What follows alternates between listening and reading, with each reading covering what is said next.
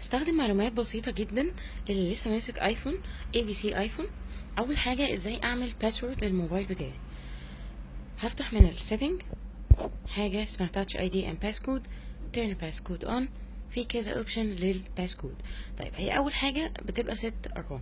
لو انا عايزة اوبشنز تانية بيبقى في حاجة اسمها باسكود اوبشنز.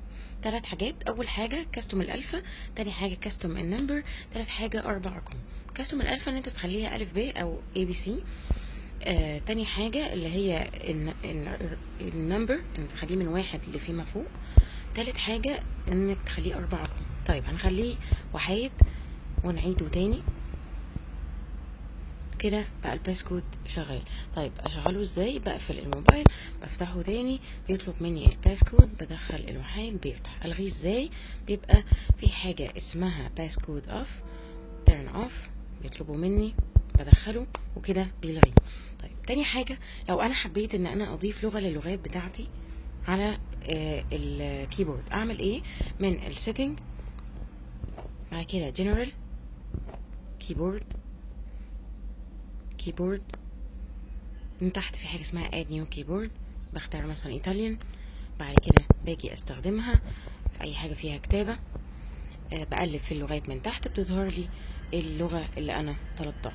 طيب لو انا عايزة الغيها بعمل ايه؟ في حاجة فوق على اليمين اسمها edit، تعمل علامة السالب، delete done.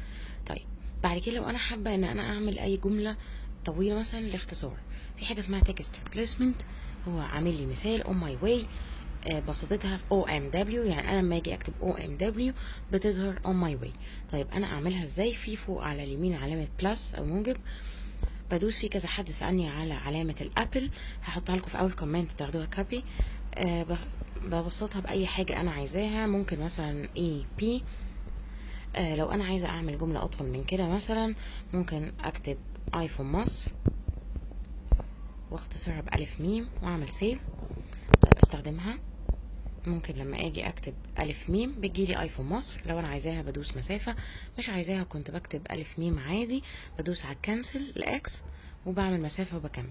طيب بالنسبة للاي بي جاتلي الابل. تمام. لو انا عايزة الغيهم بعمل ايه؟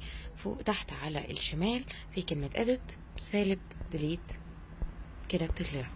طيب حاجة بسيطة تاني، لو انا مثلا بدخل على موقع كل يوم وحابة ان يبقى عندي على الهوم، بعمل ايه؟ بدخل على الموقع مثلا جوجل، في حاجة تحت سهم طالع لفوق في النص بدوس عليه، بيبقى في علامة الموجة بلس تحتها add to home screen، بدوس عليها بيجيلي فوق على اليمين add كده بتطلع لي على الهوم. طب عايزه الغيها هي او اي ابلكيشن عندي عامه على الهوم، بعمل ايه؟